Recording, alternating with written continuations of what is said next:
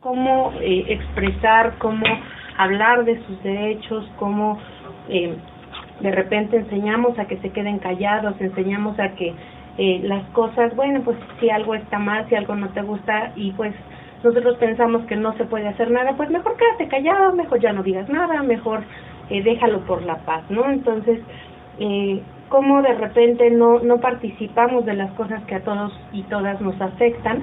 El día de ayer también fue la consulta infantil y juvenil del INE, donde los niños y las niñas tenían esta oportunidad de ir y expresar su opinión y cómo podemos nosotros transmitir desde pequeños la importancia que tiene su voz y cuántos chiquitos y chiquitas ni siquiera se pararon por ahí por no considerarlo importante.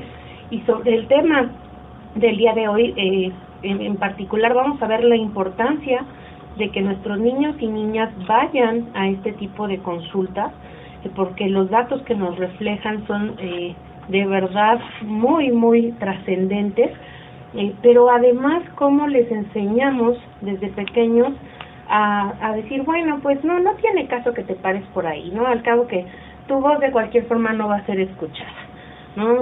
O bueno, pues ni siquiera nos tomamos la molestia de investigar cuáles son los espacios que ellos pueden o ellas pueden tomar para expresar sus opiniones. Entonces, se los dejo de tarea a aquellos que se abstuvieron de ir a emitir su voto. Se los dejo de tarea también a aquellos que sí fueron, para que reflexionen cómo desde ahorita uno pone con estos pequeños actos el ejemplo a los niños y a las niñas de las cosas en las que pueden ellos expresar su opinión.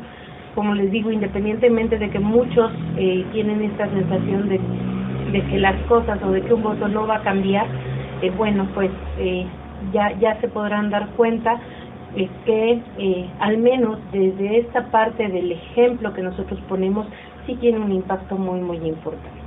Entonces, lo dejo aquí sobre la mesa para que lo reflexionen. Y el tema del día de hoy es un tema que a mí de verdad me apasiona mucho y además tenemos una invitada que me apasiona más de escuchar. El día de hoy nos acompaña aquí María Fernanda Lazo de Corazones Mágicos. ¿Cómo estás, Fer? Bien, Rosalina, muchísimas gracias por la invitación y muy buenos días a todo tu público. No, gracias a ti por acompañarnos. Y bueno, el día de hoy vamos a estar hablando de lo que es el abuso sexual infantil, cuál es el perfil de él o la agresora y cómo enseñar a mis hijos o hijas a protegerse. ¿Nos podrías ahorita dar una semblanza de esto que comentaba yo de la consulta infantil y juvenil? ¿Por qué es tan importante que los niños y las niñas asistan y qué relevancia tiene con este tema? Claro que sí, Linda. Fíjate que de hecho, bueno, en México, en el caso de abuso sexual infantil, hay muy pocos estudios, muy pocas investigaciones y muy pocos ejercicios para saber realmente qué es lo que está pasando con los niños. Nosotros tomamos, bueno, pues lo que marca la Organización Mundial de la Salud, y sin embargo también utilizamos, por ejemplo, la consulta infantil que se hizo en el 2012 y se aplicó a niños y a niñas. Y es muy interesante porque en Querétaro participaron 19.983 niños entre 6 y 9 años. Y el 15.1% de esos niños, o sea, 1 de cada 6 de esos niños, dijo que en su casa tocaban su cuerpo y les pedían que no lo contaran. Y el 12.7% de esos niños también, el 11.7%, dijeron que en su escuela tocaban su cuerpo y les pedían que no lo contaran. Entonces, bueno, en el caso del abuso sexual infantil, es la referencia que utilizamos a nivel nacional. Eso fue en Querétaro. Pero es el ejercicio que utilizamos, esta consulta, para dar un parámetro de cómo está la situación. Además, es muy, bueno, ya van muchos años en los que se realiza esta consulta y hemos visto cómo ha habido un crecimiento en la prevalencia. No quiere decir que haya más niños abusados, sino que el tema se está abriendo y a lo mejor hay niños que ya empiezan a hablar y a confesar. Yo, como tú, coincido en que, bueno, para empezar es un ejemplo para los niños. Creo que hay que ser buenos ciudadanos. Creo que es de las pocas responsabilidades que tenemos como ciudadanos. Y realmente da mucha tristeza ver la poca participación. Debería de haber una participación del 90% de los ciudadanos yendo a votar, aunque no tengamos a los candidatos que más nos gusten, pero el simple hecho de ir y a lo mejor votar por un candidato independiente o anular el voto, que no creo que sea tampoco el camino indicado, pero habla de una responsabilidad, y creo que eso es algo que nos ha faltado como mexicanos, y creo también que es algo que se da en la educación y se transmite de padres a hijos. Entonces yo también aplaudo, me encantó, yo fui ayer representante de casilla y me encantó ver a los papás que llevaban a los niños y los niños que salían con su dedito manchado. Y yo me acordaba de cuando era chiquita también, por ejemplo, y mi papá me llevaba, yo iba con mucha ilusión para ver cómo votaba. Entonces creo que es parte de lo que tenemos que enseñarles, de esta cultura cívica que desgraciadamente pues hay muchísima carencia en México, ¿no? Y bueno, en el tema del abuso sexual infantil, como en otros temas también de importancia, porque dentro de esta consulta se tratan temas también, por ejemplo, como el bullying, como en quién confías más, en tu colonia, en el policía, en la maestra, en el sacerdote, en tu papá o en tu mamá. Entonces es importante también ver qué están pidiendo los niños. De hecho, es muy curioso que aunque todos hablamos de que los niños son el futuro de México y del mundo, ¿no? Y que hay que proteger a los niños, etcétera, etcétera, pues a la hora de las políticas públicas vemos que las menos políticas públicas están dirigidas a la infancia, ¿no? Entonces este tipo de ejercicios me parece que nos pueden pues ir mostrando qué es lo que pasa con los niños, ¿no? Y a nivel mundial también son pocos los ejercicios que se enfocan a hacerles consultas a los niños y saber qué está pasando con los niños. Entonces me parece a mí un ejercicio maravilloso y ojalá, bueno, pues los que no fueron ayer, qué lástima, pero que en 3 años de verdad todos se avienten a llevar a sus hijos. Es un ejercicio muy, muy interesante y pues que deja sobre todo mucho dentro de los niños. Sí, y además, digo, en mi caso, que por ejemplo mi hija fue, escucharla también, cómo empieza a expresar su opinión y cómo percibe el mundo exterior, te da una idea bien diferente, ¿no? Cuando le empiezan a hacer todas estas preguntas, dices, wow, ¿no? O sea, cosas que uno como padre a veces ni siquiera se percata, ¿no? De cómo perciben ellos lo que hay alrededor. Y la forma en la que se van involucrando también en las actividades políticas, ¿no? Eso es curioso, oírlos hablar de los candidatos, de quién va a ganar según ellos, quién va a perder, ¿no? Es muy interesante, la verdad. Y fíjate que algo que observé ayer también, que es que, por ejemplo, fueron personas con discapacidad. De hecho, fue a votar una chava con una discapacidad, con parálisis cerebral severo. Fue a votar. Entonces también, pues son cosas que antes no veías y que da mucho gusto que cada vez se esté ampliando más, nada más que necesitamos más participación de la ciudadanía. Exactamente, y recordar, ¿no? De repente nos quejamos y pues México somos todos y todas, ¿no? No nada más los candidatos ni nada más ni los gobiernos, porque finalmente, con todo respeto, yo sí soy de la creencia de que cada pueblo tiene el gobierno que se merece, ¿no? Y creo que en México pues nos falta mucho, como sociedad civil nos falta mucho, ¿no? De hecho, yo ayer, por ejemplo, de representante de casilla me metí de manera voluntaria porque decía, es que es algo que tengo que hacer, es algo en lo que tengo que participar y es una manera en la que podemos vigilar el voto. Entonces, ojalá que muchos de los ciudadanos utilizáramos este tipo de herramientas, que son pocas, pero hablando, por ejemplo, de como organización de la sociedad civil, ojalá también muchos ciudadanos se sumaran a organizaciones de la sociedad civil, porque eso es lo que nos falta en México, ¿no? Sí, y a lo mejor se preguntan qué tiene que ver esto con el abuso sexual infantil. ¿Cómo vamos a enseñar a nuestros chiquitos, a nuestras chiquitas que expresen lo que les está pasando si desde ejercicios tan sencillos como les decimos, ay no, ¿para qué dices, no? ¿Para qué hablas si no vale la pena?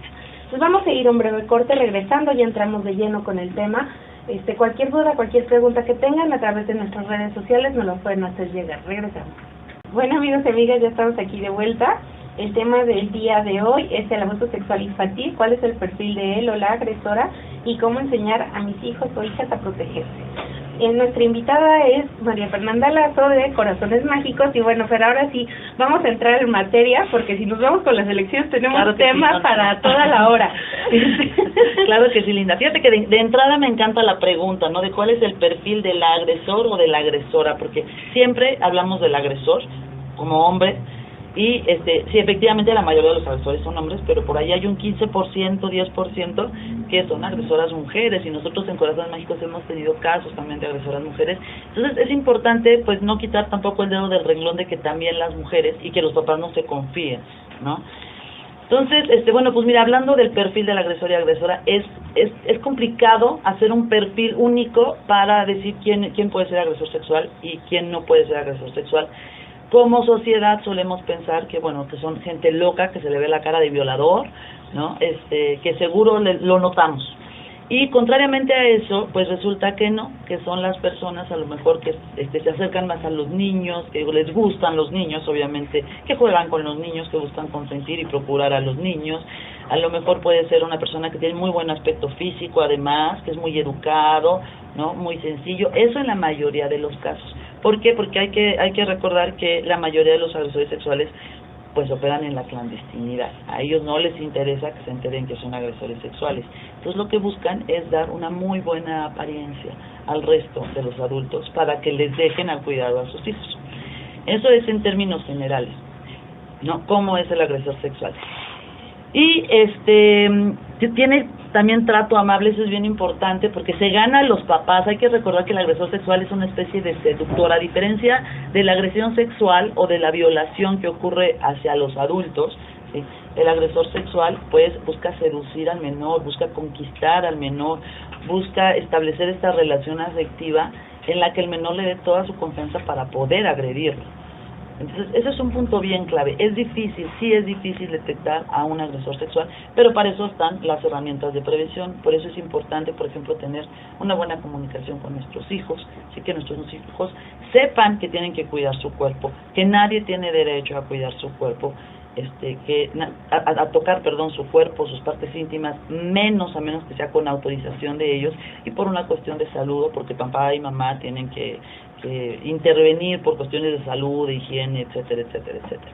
Entonces, esa es una medida de prevención importantísima. Si el niño tiene claro esto, el niño a la hora bueno, el agresor sexual siempre va a buscar ir incrementando el nivel de las caricias. Él no va a abusar directamente del niño. Primero tiene que conquistarlo, como te comentaba, y ya conquistado el niño, bueno, va a empezar a lo mejor a tener cierto nivel de caricias con el niño, que van a ir incrementando estas caricias hasta que finalmente está abusando. El niño efectivamente algo siente mal, algo le incomoda. Fíjate que cuando vamos a dar los talleres, y es algo que siempre lo platicamos tanto con papás, con mamás, con los talleres con los niños, sí, es que todos hemos pasado por una mirada fea, por un abrazo que no nos gusta, por un beso que nos dio alguien en el cachete, en la frente, donde sea, pero que no nos gusta. Inmediatamente nuestro cuerpo lo rechaza. Hay algo que sentimos en el estómago o en la garganta, en algún lugar del cuerpo. Y esto es parte de lo que les enseñamos a los niños en los talleres. Escuchen su cuerpo. Y cuando algo no les gusta, hay que decir no.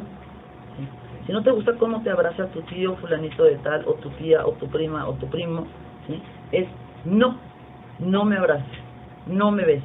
Esto es parte importantísima de lo que les enseñamos a los niños. Y aquí hay dos acotaciones que quisiera hacer. Una es esta parte donde el abuso sexual infantil se confunde con la violación, que creo que muchos papás dicen, no, es que de mi hijo no han abusado porque no lo han violado, ¿no?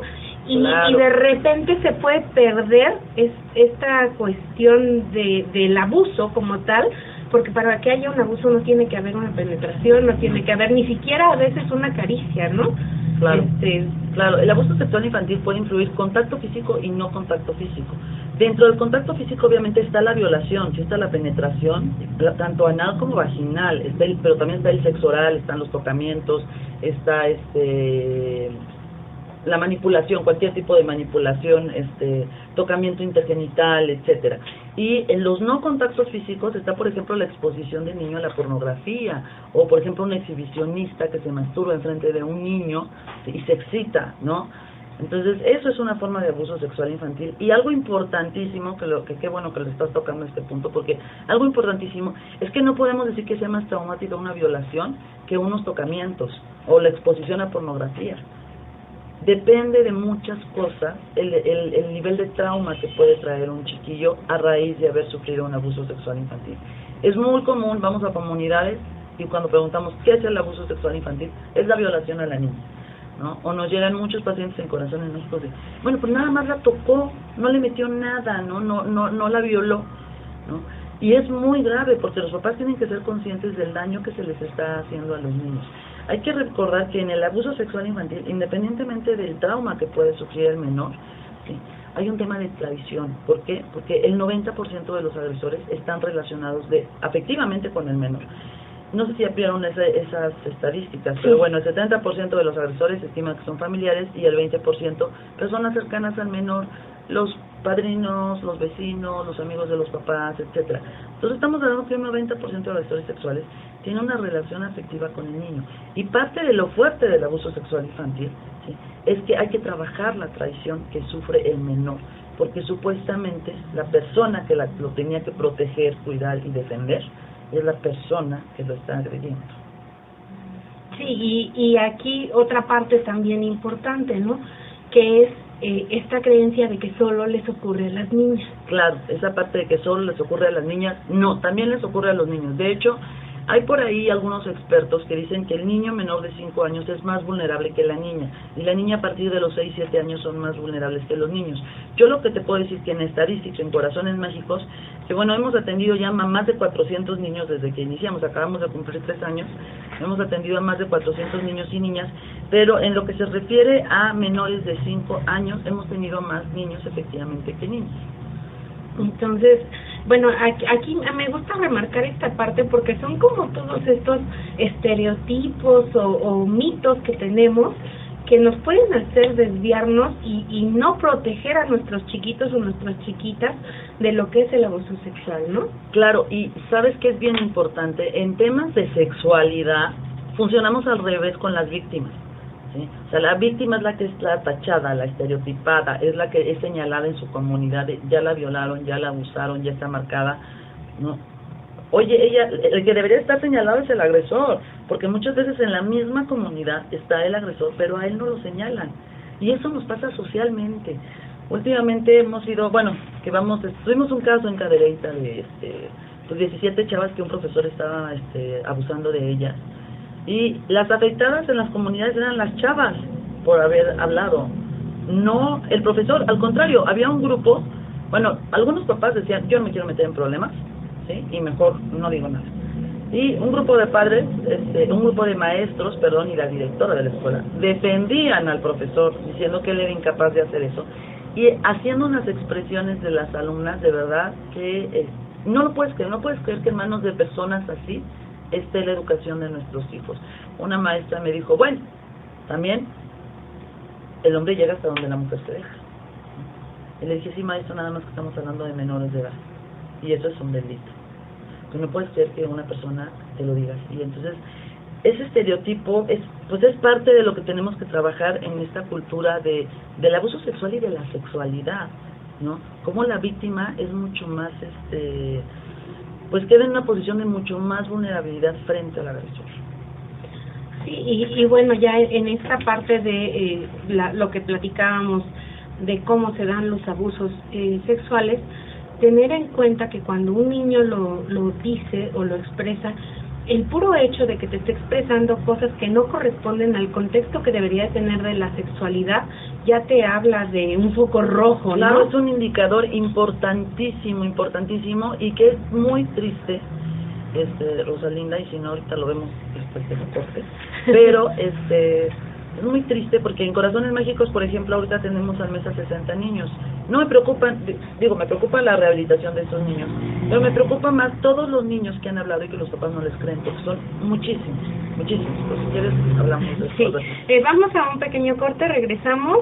Cualquier duda, pregunta, nos la pueden hacer llegar a través de nuestras redes sociales, en Facebook, Escuela para la Familia, Orientapsique QRO, en Twitter Orientacicro, y a través del WhatsApp el 44 22 00 6995. Regresamos. Bueno, amigos y amigas, ya estamos aquí de vuelta. Les recuerdo, cualquier duda, pregunta, nos la pueden hacer llegar a través de nuestras redes sociales, en Facebook Escuela para la Familia Orientapsique QRO, en Twitter Orientacicro, y a través del WhatsApp 44 22 00 6995. Fer, si nos pudieras regalar también sus redes sociales y sus datos para que la gente pueda ponerse en contacto con ustedes. Claro que sí, Linda. Bueno, nuestro teléfono es 223-6844, ese es el teléfono de Corazones Mágicos de la Fundación. Estamos ubicados en la calle de Honduras número 2, en Lomas de Querétaro, pero el mes que entra, a partir de julio, nos vamos a cambiar de domicilio a Costa Rica número 47, está atrásito de Honduras. Y bueno, nos encuentran en Facebook como Corazones Mágicos, nada más así, Corazones Mágicos, y en Twitter @corazonesmagic. Ok, perfecto. Bueno, pues ya tienen por ahí los datos para que se pongan en contacto. Y bueno, estábamos viendo esta parte del perfil del agresor y comentaba yo esta parte de que cuando un niño da como esta referencia de sexo o de sexualidad más allá de su contexto o de la información que tendría que tener de acuerdo a su edad, ya es como un foco rojo, ¿no? De repente cuando llega un niño y dice, ay, es que fulanito me hizo tal cual, los papás dicen, no es cierto, ¿no? Y yo siempre digo, bueno, pues es que te está diciendo cosas que no están de acuerdo a su edad, ¿no? No tendría por qué siquiera tenerlas en la mente. Eso ya te habla de que algo está pasando. Claro, y es muy preocupante el tema, Linda, porque yo creo que en la mayoría de los casos, bueno, para el niño de entrada es muy difícil hablar del tema. ¿Por qué? Porque a lo mejor no hay una buena comunicación con sus papás, porque viene de amenazas constantes por parte del agresor, de manipulaciones, etcétera, etcétera. Entonces, para el niño es complicado hablar del tema. Cuando logra revelarlo y recibe una actitud de sus padres de decir, ¿cómo me puedes decir eso de tu tío que te quiere tanto y te consiente y te trae los dulces que te gusta y te lleva a jugar maquinitas, ¿no? O ¿cómo me puedes decir eso de tu prima que te quiere tanto? ¿Sí? Entonces, eso para el niño, bueno, es muy, muy fuerte, y por eso muchos niños se desdicen a la hora de, primero hablan de un abuso y luego dicen que no pasó nada. En Corazones Mágicos hemos tenido, bueno, casos, fíjate, el caso de una chiquita de 4 o 5 años tenía, y fuimos a dar el taller, y una de las dinámicas es que a veces contamos un cuento de un niño que es abusado sexualmente, y la niña, cuando empezamos a contarlo, empezó a decir, mi papá me hace eso, mi papá me hace eso. Obviamente no era normal que una niña de 4 años, 5 años dijera que su papá le introducía el dedo en la vagina. Entonces nos esperamos al final del taller para que llegara la mamá, y hablamos con la mamá, y la mamá en una cerrazón terrible, ¿no? Hablé con ella yo por teléfono, la cité varias veces en Corazones Mágicos, nos dejó plantadas. Finalmente tuve que intervenir a través del trabajo de la mamá, y les dije, si no, bueno, pues si ustedes no nos pueden apoyar, vamos a tener que recurrir a otros, pues a otro tipo de autoridades. Finalmente la obligaron a ir por parte del trabajo, y la mamá lo que decía es que no, es que mi hija es muy fantasiosa, entonces está inventando todo eso de su papá. Y le decía a la señora, su hija tiene 4 o 5 años, ¿cómo va a fantasear con una cosa así?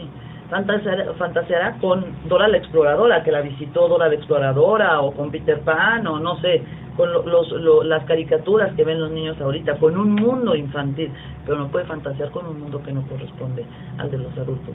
Y desgraciadamente es muy, muy común esto. Sí, y por ejemplo, otra parte importante que siempre queda como esta duda, yo me entero de un abuso sexual infantil que se está cometiendo, por ejemplo, de este caso, ¿qué me corresponde a mí hacer? Bueno, en este caso, por ejemplo, es reportarlo a las autoridades, ¿sí?, correspondientes, que puede ser la Procuraduría General de Justicia o al DIF. El DIF es una institución muy buena en cuanto a que ellos tienen la facultad de investigar los casos. Entonces tú puedes hacer el reporte anónimo en el DIF. O por ejemplo, en el caso de nosotros, de los niños que nos enteramos y que los papás no quieren tener algún tipo de actividad, bueno, en algunos casos recurrimos al DIF para que haya una investigación. Entonces el DIF, sí, la gente se le cuadra al DIF. ¿Por qué? Porque entre que me quitan a mis niños y no sé qué, el rollo, entonces el DIF es que los hace, que tienen que ir a Corazones Mágicos o a aplicarse una evaluación, etcétera, etcétera. De hecho, también en las escuelas pues nos encontramos con todo tipo de maltratos, ¿no? Hemos visto maltratos físicos muy, muy fuertes hacia los niños, que no hay abuso sexual infantil. Nosotros solo atendemos abuso sexual infantil, pero sí también canalizamos esos casos al DIF estatal, ¿no? Pero nos podemos apoyar en los DIF municipales, DIF estatales, depende también de la autoridad que esté en ese momento, cómo funcionan, y también sí tienen una saturación de trabajo, pero sí nos podemos apoyar, y por lo menos nosotros volvemos a lo mismo, ¿no? Cumplimos con nuestra responsabilidad de ir y denunciar un caso que sabíamos de abuso sexual. Okay. Y bueno, ¿qué más nos podrías decir acerca del perfil del agresor? Como bien decías al principio, generalmente nos imaginamos este monstruo terrible, que está en las calles acechando a los niños, ¿no? El el que cantaba cri cri, que te iba a llevar si te portabas mal, ¿no? Y bueno, ya estamos viendo que es todo lo contrario a eso, es cualquier persona, pues inclusive agradable, claro. Cercana, ¿no? Niñero, entre comillas, ¿no? Obviamente le gusta estar con los niños, no. Bueno, la mayoría de ellos, según perfiles que han hecho en algunos países, por ejemplo, están casados, ¿sí? Esto es también increíble, ¿no? Porque además su condición de ser casados, ¿cómo puedes decir de eso si hasta está casado, no? O bueno, hay mucho abuso, por ejemplo, por parte de tíos políticos, y entonces ahí, pues la tía interviene de cómo puedes decir eso de mi esposo, ¿no? Hay muchas características, estar casados. ¿Qué otras te comentaba ahorita antes de irnos al corte? Que se me fue. Había una muy importante que era bueno, si no ahorita me acuerdo, pero había una muy importante, ya se me olvidó, ahorita me acuerdo. Luego me pasa eso, hablo mucho pero se me olvidan las cosas. ¿No? ¿Qué más te puedo decir de los agresores sexuales? Pues bueno, básicamente creo que lo importante es eso. Es importante entender todo esto que hemos platicado porque funciona muy distinto a una violación que le sucede a una persona adulta, ¿sí? De entrada, por ejemplo, el niño generalmente no muestra resistencia física a los tocamientos porque el niño no sabe qué va a pasar. Es parte de que no es, o sea, eso no forma parte del mundo del niño, entonces el niño no sabe qué va a pasar. A diferencia de un adulto, o sea, si tú vas en la calle caminando y se te atraviesa un cuate y te agarra, pues empiezas a poner resistencia física, empiezas a golpear o tratar de hacer algo, porque sabes lo que te puede pasar. En el caso de los menores, no. Entonces es importante también entender toda esta parte con los niños y darles todo el apoyo. Ahorita que decías, cuando los niños revelan un abuso sexual es importantísimo que los papás mantengan la tranquilidad, ¿sí? Y que crean en sus hijos. Entonces, si no quieren creer, que mantengan la tranquilidad y recurran a un especialista. Porque es muy común que la reacción de los papás es, ¿pero cómo? ¿Cómo no me dijiste? ¿Qué te pasa? ¿Cómo puedes decir eso? Es de enojo, de rabia contra el niño. Y entonces se vuelve realidad todo lo que el agresor le dijo al niño. Si tú dices algo, tu mamá se va a enojar contigo, tu papá se va a enojar contigo. Si tú dices algo, ellos te pueden dejar, ¿no? O yo les voy a hacer algo. Entonces, ahí es donde te digo que el niño es muy frecuente, entonces, que el niño, al ver que está pasando algo en su familia por su culpa, ¿sí?, se desdice del abuso sexual infantil. Y, bueno, supongo que ya lo vieron los otros días, pero recordar que el abuso sexual infantil, pues realmente pasa en todas las clases sociales. También es muy común, así como es común pensar que es nada más con la niñez y la violación, también es muy común pensar que solo ocurre en niveles de pobreza o en niveles de personas que viven en condiciones pues de escasos recursos, y no es así, pasa de verdad en las mejores familias.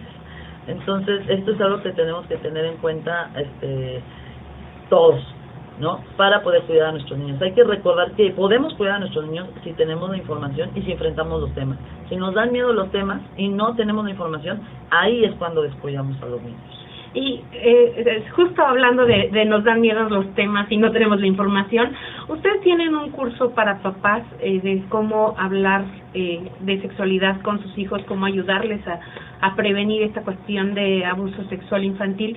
La otra vez, platicando con una amiga, me decía, bueno, sí, yo quiero prevenir este tema, pero es terror para mí hablar de eso porque no tengo ni idea de cómo afrontarlo, ¿no? De repente pareciera que tengo que llegar con mi hijo y decirle todo lo que no te toque nadie, ¿no? Cosas que lejos de ayudar de repente puede ser perjudiciales, ¿no? Entonces, vamos a ir a un breve corte y regresando me gustaría que nos platicaras como esta parte de cómo podemos hablarle a los chiquitos de sexualidad justo para prevenir el abuso sexual infantil y cómo puede acercarse la gente con ustedes para poder tomar este curso y para poder saber cómo hablar con los chiquitos de sexualidad. Entonces, cualquier duda o pregunta por medio de nuestras redes sociales nos las pueden hacer llegar. Regresamos. Bueno, amigos y amigas, ya estamos de vuelta en este último bloque.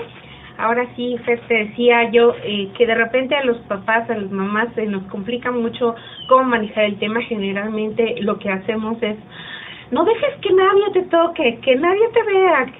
Digo, a mí, psicóloga, me pasó que de repente mi papá le puso la mano en la pierna a mi hija para hacerle un cariñito, y mi hija así de, ¡no me toques! Porque yo le había dicho que no dejara que nadie la tocara, ¿no? Entonces, cuando tomé tu taller, dije, madre de Dios, o sea, ¿qué estoy haciendo? Estoy haciendo todo lo contrario a lo que debería de hacer. Sí. Entonces, más o menos, ¿qué recomendaciones? Hay que tener cuidado para no generar sobre todo paranoia en los niños, ¿no? Ahora, también es importante, yo creo que el punto clave, sobre todo, bueno, el número 1 es revisar nuestra propia sexualidad, ¿no? La verdad es que en nuestra generación trae una muy mala educación sexual, bueno, y no te digo las de las mamás, abuelitos, etcétera, etcétera, traemos una muy mala educación sexual. Entonces, bueno, empezando porque le ponemos apodos, sobrenombres y demás a a las partes íntimas del cuerpo. Es pésimo, eso de déjate ahí, no te agarres, no seas cochino, y bueno, antes decían, te van a salir pelos en la mano, ¿no? O déjate el camarón, déjate la empanada, déjate la, no sé, todo eso, ¿sí? Es muy negativo porque el mensaje que estamos transmitiendo a nuestros niños es que es algo que es de morbo, ¿sí? Que es tan malo que ni siquiera merece ser nombrado, ¿sí? Que es objeto de burla. Entonces, les estamos metiendo un chip ahí muy, muy feo. Entonces, una de las primeras cosas es hablar por sus nombres de los genitales: pene, nalgas, vagina, las partes, todo lo que son las partes íntimas, que yo supongo que ya las revisaron en los días anteriores, ¿no? Ese es el número 1. Otra cosa muy importante es enseñarles al niño el respeto y el cuidado de su cuerpo, así como les enseñamos a que tienen que lavarse los dientes 3 veces al día después de cada comida, porque si no se llenan de bichitos la boca y si no les sale caries, y los tenemos que llevar al dentista, que todos odian el dentista, ¿no? Y les enseñamos a que se tienen que lavar las manos para que no, pues también no tengan bichitos y no se les vayan a la panza y se pongan enfermos, ¿sí? Así hay que enseñarles que también nuestras partes íntimas las tenemos que cuidar, las tenemos que limpiar y las tenemos que respetar. ¿Sí? Y ahí es donde entramos y les decimos que nadie tiene por qué tocarles las partes íntimas, y eso es algo, bueno, a excepción de mamá, papá o si lo llevan al doctor, pero siempre con autorización. Y es importante entonces siempre preguntarle al niño, si tienes tú a tu niña de 3 años que todavía no se vaya sola, decirle, te voy a limpiar tu vagina, ¿estás de acuerdo? Y la niña va a decir que sí, que no hay problema, ¿no? Lo mismo se va con el doctor, bueno, pues si le tienen que tocar las pulpitas porque las tienen que inyectar, es por tu salud, etcétera, etcétera.